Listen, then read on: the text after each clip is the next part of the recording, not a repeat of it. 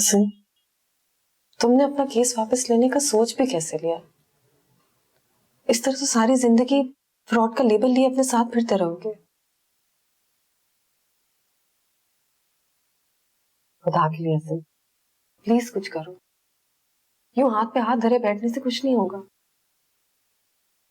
तुम्हें क्या लगता है मैं हाथ पे हाथ रख के बैठा हूं? अभी भी जॉब ढूंढ रहा हूं, देख लो। साथ को ट्यूशन भी पढ़ानी शुरू कर दूंगा। जॉब ढूंढना इतना बड़ा इशू नहीं है, आज नहीं तो कल मिल ही जाएगी। लेकिन फिलहाल तुम अपने आप को इस इल्जाम से तो छुड़वाओ ना।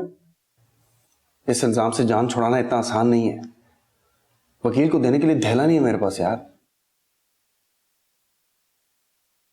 बस इतनी सेविंग्स है कि 2 महीने का किराया और बिलाल की स्कूल की फीस हो जाए।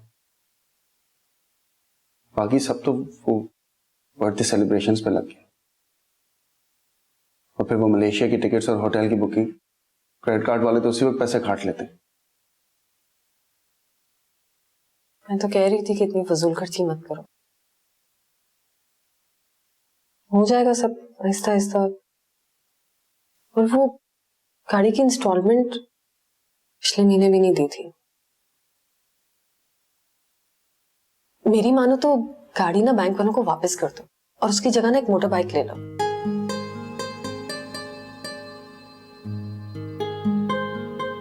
हमारे हालात हमेशा ऐसे नहीं रहेंगे मनाल। इंशाल्लाह मुझे जॉब मिल जाएगी, फिर सब पहले जैसा हो जाएगा। इंशाल्लाह।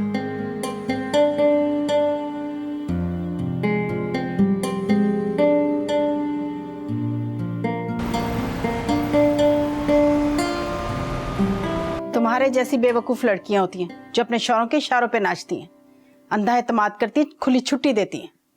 उसे जरा भी शर्म नहीं आई तुम्हारा जेवर मांगते हुए?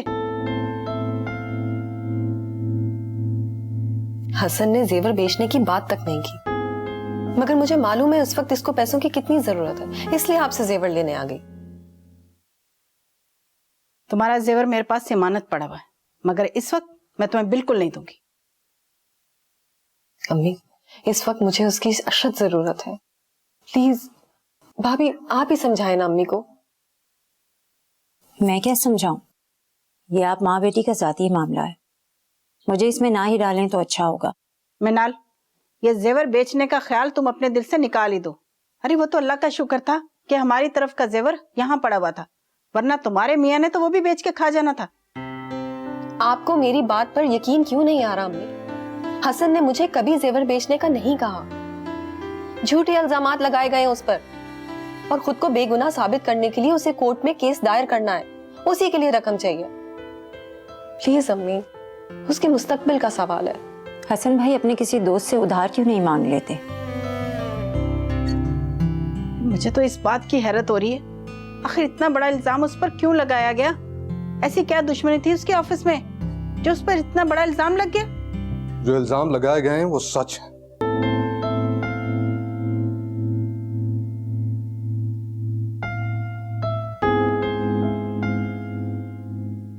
क्या? मगर तुम्हें कैसे पता? आपको किसी ने गलत इतला दी है भाई, ऐसी कोई बात नहीं। हसन के ऑफिस से होकर आ रहा हूँ, उसके बॉस से मिलकर आ रहा हूँ अभी अभी। उसने बहुत बड़ा फ्रॉड किया है। लाखों रुपए जो उसके अकाउंट में गए हैं वो किस पर खर्च करता फिर रहा, जाके पूछो उससे। और ये जुर्म उस पर साबित हो चुका है। मैं नहीं मानती, मुझे हसन पर खुद से ज्यादा भरोसा है। वो कभी ऐसा नहीं कर सकता। बहुत आस लेकर आई थी अम्मी आपके पास, सिर्फ वो जेवर ही तो मांगे थे जो इमानत के तौर पर आपके पास रखवाए थे। मैं मुझे नहीं मालूम था कि इस मुश्किल वक्त में आप लोग हमें यूं तन्हा और बेआसरा छोड़ देंगे। मिनाल रुको। रहने दे अम्मी, कोई जरूरत नहीं है जेवर देने की।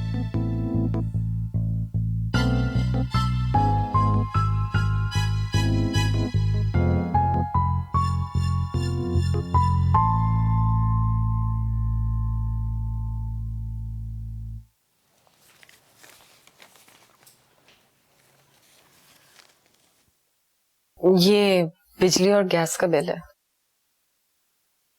कल जमा करवाते ना। ठीक है, करा दूंगा। पैसे हैं तुम्हारे पास?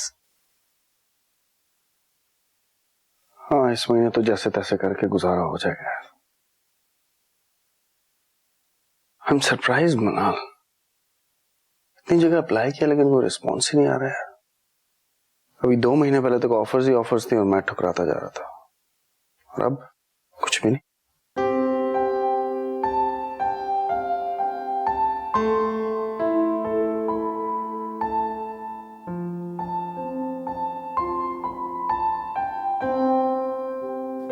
तुम किसी छोटी मोटी जॉब के लिए अप्लाई क्यों नहीं करते?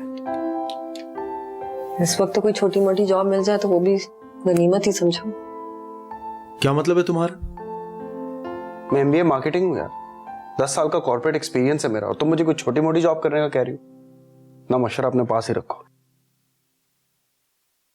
कुछ दिनों बाद तुम्हें खुद ही समझ में आ जाएगा कि मेरा मशवरा बिल्कुल सही था। मामा, मुझे क्वेश्चन समझ में नहीं आ रहा। बिलाल बेटा, इधर आओ। यहाँ आओ, यहाँ आओ मेरे पास, यहाँ आओ।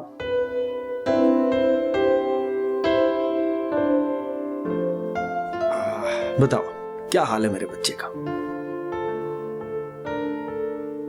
क्या बात है, बात नहीं कर रहे मुझसे? नाराज हो? क्यों? आप मुझे इतने दिन से आउटिंग पे नहीं लेके जा रहे। उस दिन भी प्रॉमिस किया था कि आइसक्रीम खिलाने लेके जाएंगे। अच्छा, तो यही बात है। चलो कोई बात नहीं, हम आज ले जाते हैं आइसक्रीम पे। कहाँ जाना है बताओ? इस वक्त टाइम देखा है, रात के 11 बज रहे। इस वक्त कहीं नहीं जाना, कल चले जाना। चलो शाबाश, अब सोने का टाइम है। मुझे इसका क्वेश्चन तो समझाने दो। कल छुट्टी है, कल समझा देना। चलो शाबाश।